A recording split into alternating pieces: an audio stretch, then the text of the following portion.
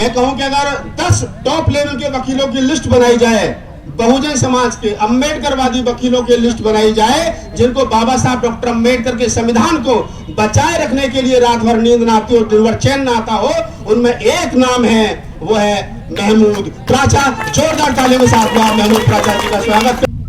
जय भीम, जय भारत, जय संविधान। दो ही बात है और दो ही ग्रुप हैं। एक है मनुवाद और दूसरा है, सभी बताएंगे, अम्बेडकरवाद। एक बात मैं और क्लियर कर दूं आपको, ये 12% भी जो है ना, ये उसमें से भी 1% लोग ही ऐसे हैं जो असली मलाई खा रहे हैं देश की लूट मचा के। बाकी 11% जो है ना, उस 12% उनमें से भी तो इस ताक में लगे हुए कि हम उस 1% में कब जाएंगे।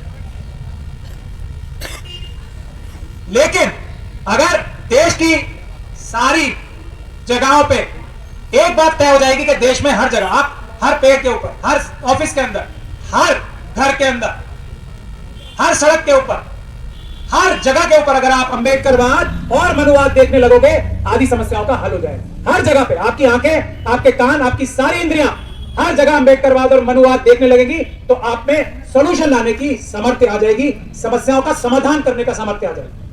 तो एक तो ये बहुत आसान काम है कि हम सब लोग हर चीज को एक ही चश्मे से देखें। अम्बेडकरवाद और मनुवाद में ये चीज, ये कॉन्सेप्ट, ये नौकरी, ये पढ़ाई, ये कॉलेज, ये स्कूल कहां फिट होता है। पहली चीज, इतना ऐसा आंदोलन जो फ्रंट फुट पे है, पूरी ताकत लगाने के बाद, आपने पहलवानों को भी देखा है, सबको देखा है, जो बैक फुट पे जा ही नहीं रहा है, आगे ही आगे बढ़ता जा रहा है, ऐसा आंदोलन बताओ आप ढूंढ। और इतने लंबे समय तक चलने वाला दूसरा आंदोलन आप देख के बताओ, और इतनी साजिशों के बाद पूरी ताकत जुटी हुई है, उसके बाद भी पूरे देश की लड़ाई लड़ने का, पीड़ा उठा के आगे बढ़ते रहने का, एक स्टेप पीछे ना उठने का, हटाने का, एक स्टेप।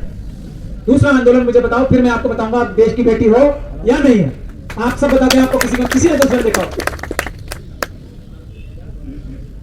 हमारी पहलवान बहनियों, जो बच्चियां और बहनें थी, उनको आपने किस साल में देखा है?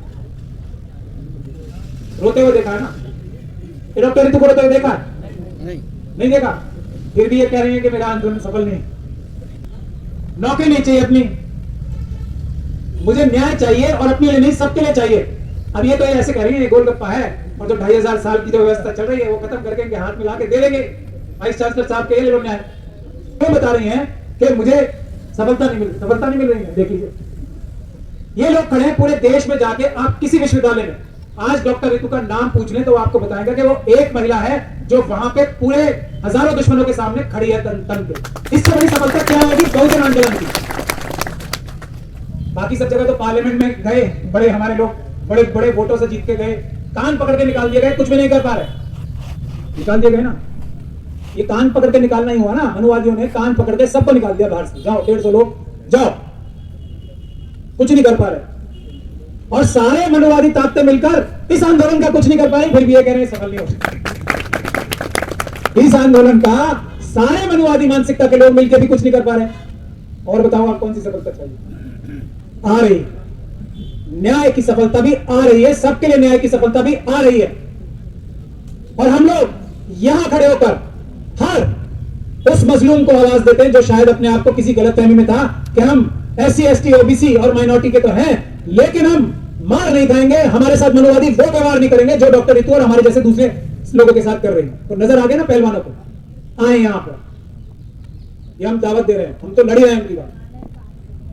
प्रोफेसर लक्ष्मण यादव यहां आए थे, हमारी उनकी डिटेल में बात हुई, आए यहां पर, यहां बैठकर वो अम्बेडकरवाद की लड़ाई जो बीच बीच में लड़ी गई है, और जब जब लड़ी गई है, मंजीत नौटियाल जी यहां बैठे हैं सामने, जब जब अम्बेडकरवाद के झंडे तले लड़ाई हुई है, सफलता हर बार मिली है। एक बार मुझे आप बता दो जब नहीं मिली है। ये मंजीत नौटियाल जी यहां जिंदा सलामत मिसाल खट बैठे हैं यहां पर। जब इन्होंने झंडे उठाए नीले, अम्बेडकरवाद का नारा लिया, पूरा देश कानून और संविधान से कांपने लगा था। मैंने खुद देखा है, वो कांपते थे सब मनुवादी। क्या हो गया? जामा मस्जिद पे देखा था ना आपने क्या हुआ? वो अम्बेडकरवाद था और कुछ नहीं था। और वो अंबेडकरवाद का वो ताकत थी कि SC ST OBC और माइनॉरिटीज के लोग अब आवाज उठाएंगे, एक दूसरे की, अपनी नहीं, एक दूसरे की। ये है अंबेडकरवाद। और इससे दहशत खाते हैं मनुवादी। कुछ करना ही नहीं हमें, हम तो 88% है। मैं यही बात एक बार कह रहा हूं कि जब शेड्यूल कास्ट कम्युनिटी के लोग, मुस्लिम कम्युनिटी की, सिख कम्युनिटी की, क्रिश्चियन कम्युनिटी की, OBC की आवाज उठाने लगेंगे अपने से पहले, थोड़ा सा मुश्किल लगेगा, लेकिन सोल्यूशन यही है और इसी से सबसे ज्यादा बचा। तब जो बाबा साहब डॉक्टर भीमराव का एक एक वर्ड संविधान के प्रियम्बल में और दूसरी जगहों पे जो उनके हाथ से आया था ना, जो उनके ऊपर हजारों तरह के दबाव थे, जो उनके हाथ से आया था ना, उसके एक एक लफ्ज में इतनी ताकत है, अगर हम उसका मतलब समझ के उस पर चंद कदम चले तो फेलियर हो ही नहीं सकता। फ्रेटर्निटी, भाईचारा जो प्रियम्बल में लिखा है ना, वो कैसे आएगा? जब एक भाई, एक बहन दूसरे भाई और दूसरे बहन की आवाज उठाए। जिस दिन, इसीलिए लक्ष्मण यादव साहब की आवाज इस प्लेटफॉर्म से डॉक्टर रितु की आवाज से भी मजबूती से उठेगी। ये हम लोग ऐलान करते हैं मिशन सेव कॉन्स्टिट्यूशन की तरफ से, और ये ऐलान मेरे ख्याल से डॉक्टर रितु को करना चाहिए। मैं कुछ गलत तो नहीं कह रहा? डॉक्टर रितु अपनी आवाज उठाने से पहले, इनके साथ कम ज्यादती नहीं हुई। अगर आप लोग सुनोगे, बहुत बार सुन चुके हो, तो आप लोगों की आंखें भर आएंगी जो ज्यादती इनके साथ हुई है। लेकिन अंबेडकरवाद की ताकत तब आएगी और आएगी जब ये लक्ष्मण यादव साहब की आवाज अपने से पहले उठाएंगी, और वो आएगी और ये उठा भी रही हैं। और अब इस आज के बाद से और भी मुखरता से अपने से पहले हम लोग सभी लक्ष्मण यादव साहब की आवाज उठाएंगे। जब मुस्लिम कम्युनिटी के लोग, जब मुस्लिम कम्युनिटी, अभी हमने एक मुस्लिम महापंचायत की थी, बहुत हमारे ऊपर सरकार का, मंजीत नोटियाल जी भी और मंत्री जी, ये बात जरा ध्यान से सुनी जाए, बस उसके बाद में खत्म ही करूंगा। हमने ऐसा नब्ज हमारे लोगों के हाथ में आ गई है, और डॉक्टर रितु तो वहां पे थी, मैं बता रहा हूं, उन्होंने खुद गवाही देंगी उस बात की। मुस्लिम महापंचायत होगी, हमारी रामलीला मैदान में होनी थी।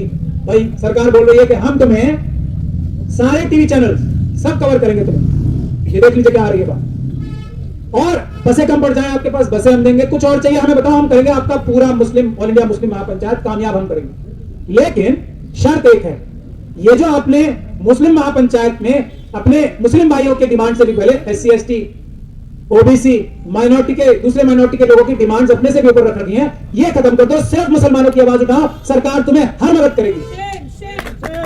हमने कहा नहीं भाई, नहीं कहते फिर हम तुम्हें करने नहीं देंगे, और उन्होंने करने नहीं दी। हमने अदालत से भी ऑर्डर लिया, तब भी ये अदालत को भी ये समझाया कि 10,000 से लोग ज्यादा आ जाएंगे तो बड़ा कोहराम हो जाएगा।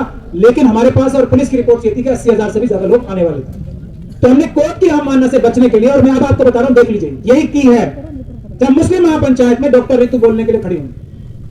ये मेरे ख्याल से जो मुस्लिम समाज के लोग सुबह से बोल रहे थे, खूब गला साफ कर रहे थे सब, ये डॉक्टर रितु बोलने खड़ी हुई। SHO साहब लाओ लश्कर के साथ आकर हमारे से भिड़ने लगे, ये अब बंद कराओ। बनते जी बोले, उसके बाद तो पूरा कोहराम मचा दिया, उन्होंने कहा ये बंद करा दो। ये मुसलमान क्यों बनते जी की आवाज, उसकी स्पीच में ताली बजा रहे हैं मुसलमानों से भी ज्यादा। मतलब जब हम लोग बोल रहे थे इतनी तालियां नहीं बजी। डॉक्टर रितु के लिए, बनते जी के लिए मुस्लिम कम्युनिटी के लोग मुसलमानों, मुस्लिम स्पीकर से भी ज्यादा ताली के बजा रहे हैं। तभी पूरी ताकत लगा के पुलिस ने उस पर अटैक किया और हम लोगों ने